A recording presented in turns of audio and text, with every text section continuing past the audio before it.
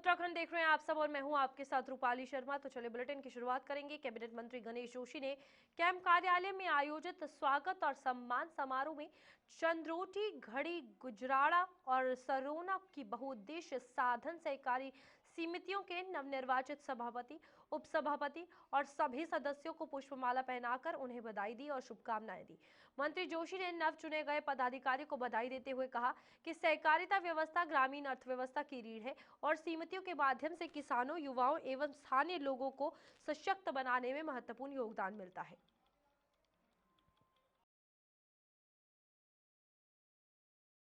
जमीन तक सहकारिता के माध्यम से किसानों को मजबूत करने का काम सरकार कर रही है और इतना महत्वपूर्ण मंत्रालय माननीय अमित शाह जी को मिला है और उसके माध्यम से आज लोगों को जोड़कर उनकी आर्थिकी को मजबूत करने का काम सरकार कर रही है। यहाँ के मार्गदर्शन में माननीय धामी जी लगातार सहकारिता आंदोलन को आगे बढ़ा रहे हैं और जो विकसित भारत का 2047 का सपना है उसको साकार करने में ये सहकारिता आंदोलन एक मील का पत्थर साबित होगा। और आज मैं बधाई देना चाहता हूं अपने उन सभी कार्यकर्ताओं को जो अध्यक्ष, उपाध्यक्ष व सदस्य के रूप में निर्वाचित हुए। मेरे विधानसभा क्षेत्र में सभी जगह हमारे लोग विजयी हुए हैं।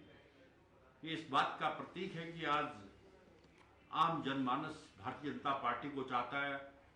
उनको मालूम है कि अगर देश का विकास, प्रदेश का विकास अगर कोई कर सकता है तो भारतीय जनता पार्टी कर सकती है।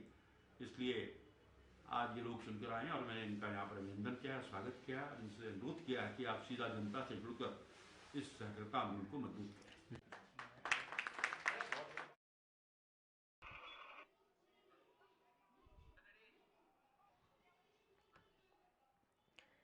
देहरादून में कृषि मंत्री गणेश जोशी ने हाथी बड़कला स्थित कैंप कार्यालय से नाबार्ड योजना अंतर्गत स्थापित पॉली हाउस के 5 दिवसीय प्रशिक्षण कार्यक्रम के लिए चुने गए 28 कृषकों के दल को हरी झंडी दिखाकर पंतनगर विश्वविद्यालय के लिए रवाना किया। मंत्री जोशी ने कहा कि किसानों की आय दोगुनी करने की दिशा में राज्य सरकार लगातार कार्य कर रही है। उन्होंने बताया कि नाबार्ड के सहयोग से प्रदेश में 50,000 पॉली हाउस स्थापित करने का लक्ष्य रखा गया है, जिससे कृषि क्षेत्र में आधुनिक तकनीक का विस्तार होगा और बड़े पैमाने पर सकारात्मक परिवर्तन देखने को मिलेंगे। हमारी एक महत्वाकांक्षी योजना जो नाबार्ड के सहयोग से चल रही है, 3 साल के अंदर 50,000 पॉली हाउसेज लगाने का लक्ष्य हमने रखा है। तो क्या जिसके माध्यम से हम अपनी आर्थिकी को मजबूत करते हैं। जहां सीजन में गोभी 4 रुपये 5 किलो बिक जाती है, बेमौसमी मौसम में 150 रुपये तक बिक जाती है। इसके माध्यम से हम किसानों की आय को दुगनी करने का जो प्रधानमंत्री जी का सपना है उसको साकार कर सकते हैं। और समय समय पर हम अपने किसानों को ट्रेन करने के लिए पंतनगर भेजते रहते हैं। और आज इसी कड़ी में यहाँ के 28 किसानों को 5 दिन की ट्रेनिंग के लिए हमने पंतनगर भेजा है और वहाँ से आने के बाद एक मास्टर ट्रेनर के रूप में यहाँ काम करेंगे और किसानों को भी इससे जोड़ेंगे। और जो मैं दावे के साथ कह सकता हूँ, आज जो हमारे पलायन है, पलायन को रोकने में एग्रीकल्चर होल्डर और हॉर्टिकल्चर का बहुत बड़ा योगदान है। जो प्रवासी उत्तराखंड आए हैं, 39% लोग खेती कर रहे हैं और 21% टूरिज्म सेक्टर में जा रहे हैं। तो ये हमारे लिए गौरव की बात है। और प्रधानमंत्री नरेंद्र मोदी जी के मार्गदर्शन में और शिवराज जी जब से मंत्री बने हैं, जो उन्होंने इसको गति दी है, उनके मार्गदर्शन में और हमारे मुख्यमंत्री धामी जी के नेतृत्व में हम कृषि और हॉर्टिकल्चर में लगातार अच्छा काम कर रहे हैं। आज एप्पल के क्षेत्र में 2030 तक हमारा संकल्प है कि हम हिमाचल व कश्मीर के बराबर आएंगे। आज कीवी में हम नंबर 1 हैं और ऑर्गेनिक में 3 साल से हमें लगातार पहला पुरस्कार मिल रहा है। इसके लिए मैं अपने अधिकारियों को और अपने किसानों को शुभकामनाएं। रुड़की के मंगलौर में बिहार के कैबिनेट मंत्री संतोष कुमार मांझी का भव्य स्वागत किया गया। इस बीच राष्ट्रीय अध्यक्ष और उद्योग मंत्री संतोष मांझी ने कहा कि 2027 के उत्तराखंड चुनाव में उनकी भागीदारी रही तो वे प्रदेश के विकास के लिए प्रयास करेंगे। उन्होंने उत्तराखंड से अपने गहरे लगाव का जिक्र करते हुए बताया कि बेटी के एडमिशन के लिए वे यहाँ आए थे और जल्द ही राजनीतिक दौरा भी करेंगे। वहीं एडवोकेट मोहम्मद शफी ने कहा कि यदि उन्हें हिंदुस्तान अवामी मोर्चा का प्रदेश अध्यक्ष बनाया गया तो वे गरीब और मजलूमों के हितों के लिए काम करेंगे और उनकी सहायता सुनिश्चित करेंगे। देखिए, देवभूमि तो सबके लिए प्रिय होता है, सनातन को मानने वाले के लिए। आज हमारा ये व्यक्तिगत टूर है, कोई राजनीतिक नहीं है। हम लोग यहाँ आए हैं, कॉलेज में हमारी बेटी का एडमिशन है, उसके सिलसिले में आए हैं। लेकिन यहाँ करके आप लोग का प्यार मिला, आशीर्वाद मिला। मैं इस बात के बहुत खुश हूँ कि आप सब हम लोग को इतना प्यार देते हैं और इतनी संख्या में यहाँ पर आए हैं कि आप सबके आपके माध्यम से जितना भी यहाँ हमारे कार्यकर्ता हमारे सब भाई बंधु हैं, सबको मैं धन्यवाद देता हूँ कि उन्होंने मुझे इस गर्मजोशी के साथ स्वागत किया। निश्चित तौर पर हम लोग अगली बार आएंगे तो राजनीतिक टूर में आएंगे तो हम लोग सब मिलेंगे, बैठेंगे, एक साथ बात करेंगे और जो भी समस्या होगा हम लोग समाधान करेंगे। और यहाँ हमारी पार्टी का भी विस्तार होना है तो उसको विस्तार करेंगे। आज के दिन में मैं आप सबका स्वागत करता हूँ कि आप सब यहाँ पर आए। बहुत धन्यवाद। आगामी चुनाव को लेकर क्या रणनीति? देखिए, निश्चित तौर पर हम लोग बहुत सारे स्टेट में चुनाव लड़े भी हैं। उत्तराखंड में भी अगर हमारी टीम मजबूत होगी, अगर हम हर जगह वार्ड स्तर से लेकर जिला स्तर तक हमारी संगठन का विस्तार होगा तो निश्चित तौर पर हम लोग सोचेंगे। अब तो यहाँ के लोगों को, जो हमारे प्रभारी हैं प्रदेश के, उनको सोचना है, उनको संगठन मजबूत करना है। जब भी चाहेंगे हम लोग यहाँ पर उपस्थित हो जाएंगे और हम लोग पार्टी के स्तर पर जो भी हम लोग की तरफ से सहयोग होगा हम लोग करेंगे। लेकिन यहाँ के लोगों को, और हम समझते हैं कि मजबूत टीम बना रहे हैं तो निश्चित तौर पर आने वाला समय में हम लोग यहाँ काम करेंगे। एडवोकेट मोहम्मद शफी को लेकर क्या कहेंगे? देखिए, एक अच्छे वर्कर हैं और बहुत दिन से हमारी पार्टी इसमें जुड़े हुए हैं और हम समझते हैं कि हम लोग जब एक बार मीटिंग करेंगे, बैठेंगे तो पूरे प्रदेश में हम लोग का विस्तार हो, ऐसा हम समझते हैं कि सक्षम व्यक्ति हैं और निश्चित तौर पर ये आगे बढ़ेंगे। देखिए, यहाँ हिंदुस्तान अवामी मोर्चा के राष्ट्रीय अध्यक्ष हमारे मांझी साहब, संतोष कुमार मांझी साहब, जो राष्ट्रीय हिंदुस्तान अवाम मोर्चा के राष्ट्रीय अध्यक्ष हैं और अभी उनके 5 एमएलए वहाँ बिहार में एनडीए के साथ जीते हैं, जिनमें इन्हें कैबिनेट मंत्री बनाया गया है। पिछली बार भी कैबिनेट मंत्री थे और इनके फादर पूर्व मुख्यमंत्री जीतन राम मांझी जी बिहार में पूर्व मुख्यमंत्री रहे हैं, वहाँ के मुख्यमंत्री रहे हैं और वर्तमान में कैबिनेट में उद्योग मंत्रालय में भारत सरकार और उद्योग मंत्रालय उनके पास है, भारत सरकार में कैबिनेट मंत्री हैं। तो आज ये अपनी किसी निजी यात्रा पर आए थे, तो जैसा कि आपको उन्होंने बताया कि कोई इन्हें देहरादून में कुछ काम था, निजी कार्य से आए थे, तो इनके द्वारा हमें मैसेज दिया गया कि भाई हम आ रहे हैं, तो हम इनके स्वागत के लिए तो यहाँ उपस्थित हुए। हमारे सारे कार्यकर्ता पदाधिकारी सारे यहाँ आए और इनका स्वागत किया और इन्हें धन्यवाद दिया कि देवभूमि में पधारने पर इनका हार्दिक स्वागत। और हमने इन्हें भी यही बताया कि जल्द ही ये हमें राष्ट्र प्रदेश अध्यक्ष घोषित करने वाले हैं यहाँ हिंदुस्तान अवामी मोर्चा का। और यहाँ उत्तराखंड में जितनी भी समस्याएं हैं लोगों की, किसानों की, गरीब की, गुरबा की और जितनी भी दलितों की, पिछड़ों की, अगड़ों की और जितनी भी समस्याएं हैं, बिजली संबंधी, सड़क संबंधी, यातायात संबंधी और रोजगार संबंधित समस्याएं हैं, उनको उनके सामने रखा गया और उनसे कहा गया कि उत्तराखंड के लोगों के विकास और तरक्की के लिए माननीय अपने राष्ट्रीय संरक्षक और माननीय पिताजी जो भारत सरकार में कैबिनेट मंत्री हैं, उद्योग लगाने का काम किया जाए, उनके रोजगार दिलाने का काम किया जाए और यहाँ से दलितों, पिछड़ों, अगड़ों और अल्पसंख्यकों के विकास के लिए कार्य किया जाए। देखिए, आज उनका निजी कार्यक्रम था, उसके बावजूद मंगलौर में उनका जो है बहुत बड़ा स्वागत किया गया। अगर किसी राजनीतिक पार्टी में आएंगे तो कितना बड़ा? देखिए, इससे काफ़ी जनसंख्या में उनका स्वागत किया जाएगा क्योंकि वो हमारे पार्टी के राष्ट्रीय अध्यक्ष हैं और राष्ट्रीय अध्यक्ष होने के नाते हमारा कर्तव्य धर्म है कि उनका खूब जोरदार स्वागत करें। कि बिहार में लगातार कैबिनेट मंत्री रहे हैं, पिछली बार भी रहे हैं, अब भी हैं और उनके पिताजी भी मुख्यमंत्री रहे हैं और कई पदों पर रहे हैं वहाँ और मंत्री भी रहे हैं और आज कैबिनेट मंत्री हैं। भारत सरकार में उद्योग मंत्रालय उनके पास है और एनडीए में उनकी एक अहम भूमिका है और उनकी अपनी अहम भूमिका निभाते हुए वह केंद्र सरकार में भी अपनी सहयोग दे रहे हैं और लगातार जनता के लिए और जनता के हितों के लिए, बिहार सरकार के लिए और पूरे राष्ट्र। उत्तराखंड में उपनल कर्मचारियों के लिए बड़ी खुशखबरी है। राज्य सरकार जल्द ही उनकी लंबित मांगों को पूरा करने जा रही है। गृह सचिव शैलेश भगोली ने कहा कि कर्मचारियों से लगातार संवाद चल रहा है और उनकी मांगों को चरणबद्ध तरीके से लागू किया जाएगा। नियमितीकरण और समान वेतन के लिए 2 हफ्तों से अधिक समय से चल रहे धरना प्रदर्शन के बीच ये राहत कर्मचारियों के लिए उम्मीद की किरण साबित होगी। खर्च और प्रक्रियाओं के कारण समय लग सकता है, लेकिन सरकार और उपनल कर्मचारियों के बीच समन्वय कायम है और शीघ्र समाधान की संभावना है। देखिए, हम लोग लगातार उनसे वार्ता कर रहे हैं और जो पूर्व में भी उनसे काफ़ी बातें की गई थी, क्योंकि एक बड़ा वित्तीय खर्चा है, तो इसको चरणों में इस जो ऑनरेबल कोर्ट का ऑर्डर है और उनकी जो मांगे हैं, उसको चरणबद्ध रूप से पूरा करने के लिए उनको आश्वस्त भी किया गया है। हम उनसे बात कर रहे हैं कि वो सरकार को समय दें और ये जो मांगे हैं या जो कोर्ट का ऑर्डर है, उसको हम लोग पूरा करें। उत्तराखंड आपदा प्रबंधन विभाग ने भूकंप की संवेदनशीलता को देखते हुए प्रदेश भर में मॉक ड्रिल आयोजित कर टीमों की तैयारी और कमियों का आकलन किया है। पिछले 5 महीने में राज्य में लगातार भूकंप के झटके महसूस होने के बाद यह अभ्यास आवश्यक हो गया है। मॉक ड्रिल में युवक मंगल दल, महिला मंगल दल और आपदा मित्र शामिल रहे हैं, जबकि भविष्य में स्वयं सहायता समूह समेत सभी वर्गों को शामिल करने की योजना है। विभाग ने प्रत्येक जिले से रिपोर्ट मांगी है, जिसमें अनुभव और कमियों को दर्ज कर आगे की रणनीति तैयार की जाएगी, ताकि आपदा पर त्वरित और प्रभावी प्रतिक्रिया सुनिश्चित हो सके। भूकंप के लिए मॉक ड्रिल हम लोगों ने किया। इसके पहले माननीय मुख्यमंत्री जी ने और मुख्य सचिव महोदय ने निर्देश दिया था कि भूकंप की मॉक ड्रिल कराइए। भूकंप के मॉक ड्रिल से बहुत सारे फायदे हमको हुए हैं, लोगों में अवेयरनेस हुई है और लोग जागरूक हुए हैं उसके प्रति। किस तरह से बचाव करना है उसका हम लोगों को बता पाने में सक्षम हुए हैं।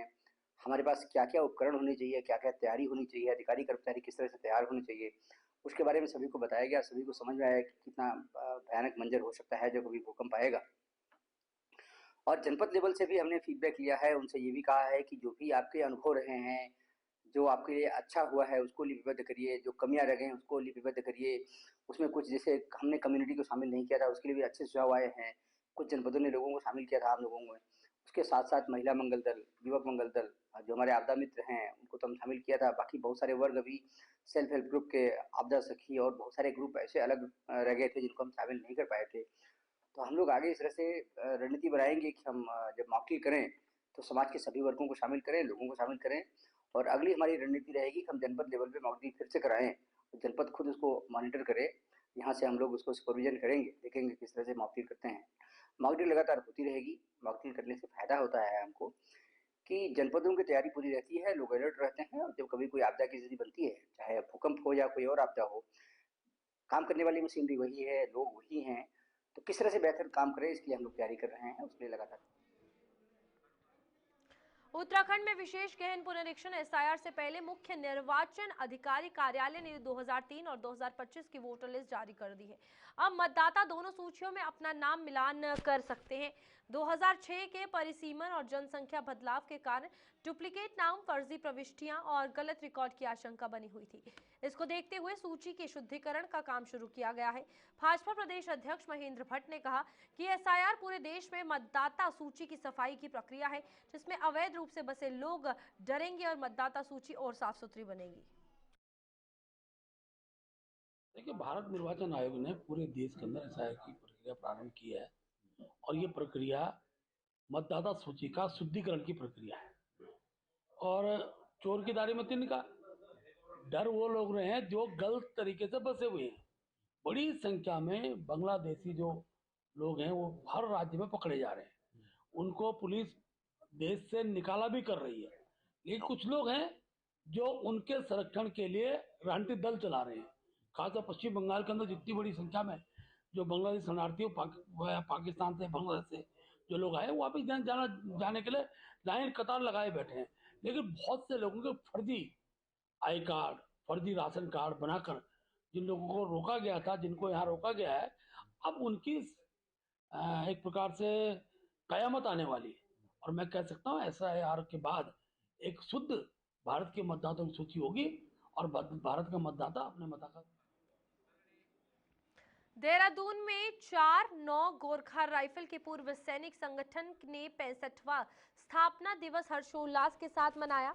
इस बीच समारोह में सैकड़ों पूर्व सैनिकों ने भाग लिया और शहीदों को श्रद्धांजलि अर्पित की। संगठन ने सम्मान समारोह में प्रशस्ति पत्र और स्मृति चिन्ह वितरित किए। वक्ताओं ने रेजिमेंट की वीरता, सैन्य परंपराओं और देश सेवा में योगदान को याद किया।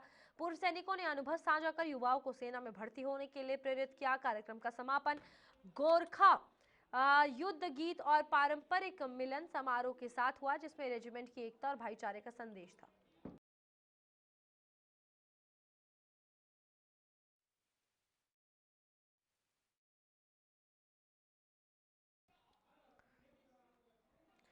उत्तराखंड में कांग्रेस के पूर्व मुख्यमंत्री हरीश रावत के विश्व पुरुष बयान को लेकर राजनीतिक बयानबाजी तेज हो गई है। इस बीच भाजपा ने कांग्रेस पर जनता की समस्याओं से ध्यान हटाकर बयानबाजी करने का आरोप लगाया। भाजपा प्रदेश प्रवक्ता सतीश लेखेरा ने कहा कि कांग्रेस नेताओं को फालतू बयानबाजी करने की आदत पड़ गई है। कांग्रेस के प्रदेश प्रवक्ता प्रतिमा सिंह ने आरोपों को खारिज करते हुए कहा कि पूरा संगठन एकजुट है और 2027 विधानसभा चुनावों के लिए तैयार है। उन्होंने दावा किया है कि जनता के समर्थन से कांग्रेस जीत हासिल करेगी, जबकि भाजपा को हार का सामना करना पड़ेगा। हम सबसे पहले गणेश गोदियाल जी को शुभकामनाएं देंगे कि उनको उनकी पार्टी ने प्रदेश का अध्यक्ष बनाया है और अब की बार जितना हमारा अनुभव है राज्य बनने के बाद, कांग्रेस ने चुनाव में बहुत जल्दी अपनी चुनाव की समिति घोषित कर दी है। साथ ही साथ हम एक पाठक होने के नाते या टीवी के दर्शक होने के नाते जो देख रहे हैं कांग्रेस का एक मंच से विश्व पुरुष कहा जा रहा है, तो उसका जवाब फ्यूज बल्ब के रूप में आ रहा है। उसके बाद कोई अपने को बूथ पर काम करने की बात कर रहा है, तो कटाक्ष के लोग दर्शक दीर्घा में बैठकर आनंद ले रहे हैं कांग्रेस का। और उसके बाद कांग्रेस के नेताओं का बड़बोलापन, आपसी क्षेत्रवाद, जातिवाद, गुटबाजी वो खुलकर सड़क पे आ गई है। हम कामना करते हैं कि वो एक जिम्मेदार विपक्षी दल की तरह काम करें, राज्य के जनहित के मुद्दे उठाएं। सरकार का मार्गदर्शन भी इसीलिए होता है और धरने, जुलूस, आंदोलन, खाद का काम करते हैं लोकतंत्र में। ऐसा कांग्रेस में दिखाई नहीं दे रहा है। हाँ, बंद कमरे की बयानबाजी से जनता का थोड़ा बहुत मनोरंजन जरूर हो रहा है। देखिए, भारतीय जनता पार्टी की आदत है बातों को घुमा फिरा करके नैरेटिव सेट करने की। देखिए, कांग्रेस पार्टी में ना अब विष की बात हो रही है, ना विष कन्या, ना पुरुष, किसी की बात नहीं होगी, क्योंकि आपने देखा कि माननीय जो है गणेश गोदियाल जी प्रदेश अध्यक्ष हैं और उनके नाम में ही गणेश है। तो अब हम श्री गणेश करने वाले हैं। 2027 का जो बिगुल है हमने फूंकने का कार्य कर दिया है। जिसे विष की बात करनी है वो विष की बात करे, जिसे विष कन्या पुरुष की बात करनी है करे। हम तो अमृत की बात करते हैं और अब चारों तरफ सिर्फ अमृत ही अमृत है। और भारतीय जनता पार्टी को मुझे लगता है विष पीना पड़ेगा 27 में, क्योंकि अमृत जो है। धर्मपुर विधानसभा सीट को लेकर कांग्रेस में अंदरूनी मतभेद उभर कर सामने आया है। महिला प्रदेश अध्यक्ष ज्योति रौतेला ने सार्वजनिक रूप से इस सीट से चुनाव लड़ने की इच्छा जताई है, जबकि पूर्व मुख्यमंत्री हरीश रावत के बेटे भी दावेदारी में हैं। संगठन में दोनों के समर्थक सक्रिय हैं और इस बीच जिससे टिकट वितरण को लेकर खींचतान तेज हो गई है। स्थानीय कार्यकर्ताओं में 2 खेमे बन गए हैं और एक रौतेला के पक्ष में है तो दूसरा रावत परिवार के समर्थन में। आगामी चुनाव को देखते हुए पार्टी के लिए ये अंदरूनी संघर्ष निर्णायक साबित हो सकता है। नहीं, देखिए, जो भी कांग्रेस का ये तो अच्छी बात है कांग्रेस के लिए कि कांग्रेस के कद्दावर नेता हरीश रावत जी हैं, पूर्व मुख्यमंत्री रहे हैं, पूर्व केंद्रीय मंत्री रहे, और ये कहीं ना कहीं कांग्रेस के कार्यकर्ताओं का मनोबल बढ़ाता है कि एक पूर्व मुख्यमंत्री ये बोल रहे हैं काम करने के लिए तैयार है आज पार्टी गाइडलाइन में। और मैं धर्मपुर से तैयारी कर रही हूँ। मुझे पूरा विश्वास है हरीश रावत जी के लिए जैसे उनकी बेटी अनुपमा है वैसे ज्योति रौतेला उनकी बेटी के समान है। लंबा संघर्ष मेरा कांग्रेस पार्टी में है और मुझे पूरा विश्वास है कि पूरी पार्टी का हरीश रावत जी का आशीर्वाद धर्मपुर विधानसभा में मुझे मिलेगा। लालकुआं कोतवाली क्षेत्र के हल्दू चौड़ में जंगली हाथियों का आतंक बढ़ता जा रहा है। दुमका, बंगर, बच्ची धर्मा और गोपीपुरम सहित कई ग्राम सभा क्षेत्रों में हाथियों ने खेतों और घरों में निशाना बनाया है, जिससे ग्रामीणों में भय का माहौल है। और स्थानीय पंचायतों ने वन विभाग की उदासीनता पर नाराजगी जताई और एंटी डिप्रेशन स्क्वाड तैनात यहाँ पर कर दिया है। आपको बता दें कि एंटी डिप्रेडेशन स्क्वाड तैनात किया गया है। रात्रि गश्त बढ़ाने, सोलर फेंसिंग व अलर्ट सिस्टम लगाने की मांग की गई है। ग्रामीण चेतावनी दे रहे हैं कि यदि तुरंत कार्रवाई नहीं हुई तो वे आंदोलन पर मजबूर होंगे। शंकर दत्त सनवाल है। ये गोपीपुरम इस गांव का नाम हुआ। दुमका बंगर बच्ची धर्मा के ग्राम सभा के अंतर्गत आता है।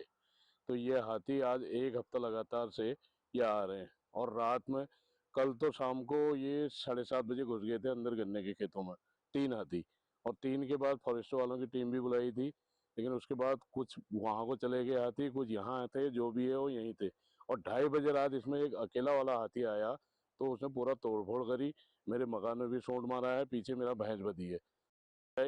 इसको रोका जाए, वहाँ जंगल से ही अगर गुमटी से ये रुक जाता है तो यहाँ इतना खतरा नहीं होगा, क्योंकि वहाँ तो जंगल है और यहाँ पे सारे आबादी क्षेत्र है। सुबह लोग घूम रहे हैं, कोई बुढ़े वगैरह जो घूमते हैं वो बहुत परेशान हो रहे हैं और हमें इतनी परेशानी हो रही है कि रात को बाहर निकलने में भी परेशानी हो रही है। और जो भी है और ये इनसे अनुरोध करते हैं कि हमारी रक्षा की जाए और यहाँ पे देखभाल की जाए। क्षेत्रों में हाथियों का आए दिन रुख हो रहा है और इस वक्त शादियों का माहौल है, रात्रि में लोग आस पड़ोस में भी जा रहे हैं तो बहुत ज़्यादा खतरा बना हुआ है। जन हानि ना हो जाए उसको देखते हुए हम लोग कंजर्वेटर ऑफिस भी गए थे। उसके साथ साथ मैंने डीएफओ को भी लेटर दी है। अब देखते हैं कि कितनी जल्दी विभाग द्वारा कार्रवाई होगी, क्योंकि संभावना तो हाथियों को देख कर के लग रही है कि कुछ ना कुछ बड़ा होने वाला है। तो मैं चाहूँगी कि आपके माध्यम से कि जल्दी से जल्दी विभागीय अधिकारी इसमें रोकथाम करें और जिससे हमारी जन सुरक्षा हो सके। हमारे यहाँ दूसरी तरह की परेशानी, मेरे क्षेत्र में तराईपुरी वाला एरिया आता है और हाथी का जो आना है वो तराई केंद्री से आना है। तो डिपो नंबर 5 से शायद कुछ डैमेज वगैरह हुआ है, उसकी वजह से ज़्यादा हाथी इस बार आया है। किच्छा विधानसभा क्षेत्र में सरदार वल्लभ भाई पटेल की 150वीं जयंती पर पूर्व विधायक राजेश शुक्ला के नेतृत्व में यूनिटी मार्च और एकता पदयात्रा आयोजित की गई। हजारों कार्यकर्ताओं ने हाथ में तिरंगा लेकर यात्रा में भाग लिया। कार्यक्रम में पटेल जी की प्रतिमा पर माल्यार्पण, विभिन्न मार्गों पर स्वागत एवं जलपान का आयोजन हुआ। स्थानीय भाजपा नेताओं, मंडल अध्यक्षों और समाज सेवी प्रतिनिधियों ने यात्रा में हिस्सा लिया।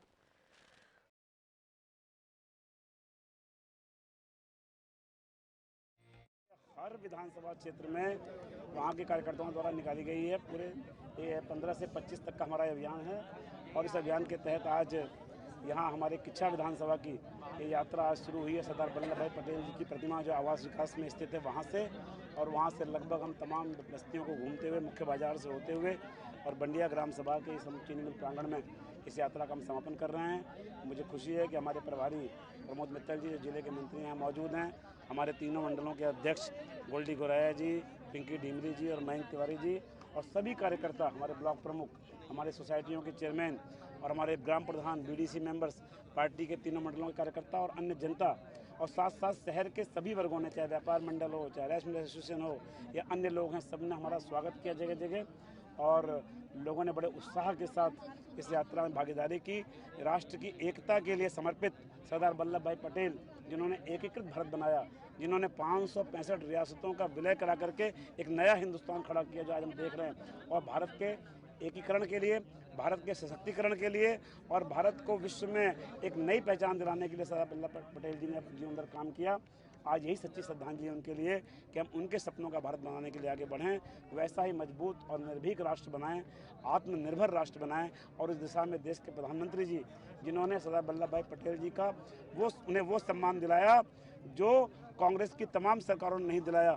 सरदार वल्लभ भाई पटेल जी की स्टैचू ऑफ यूनिटी, जो दुनिया की सबसे ऊंची मूर्ति है, उसका निर्माण करके उन्होंने पूरे विश्व को लौह पुरुष वल्लभ भाई पटेल जी के व्यक्तित्व से न केवल परिचित कराया, बल्कि उन्हें वो सम्मान दिलाया जिस सम्मान के हकदार थे। आज उन्हीं की नीतियों पर भारत की सरकार काम कर रही है। तो चलिए, बुलेटिन में अभी के लिए इतना ही। नमस्कार।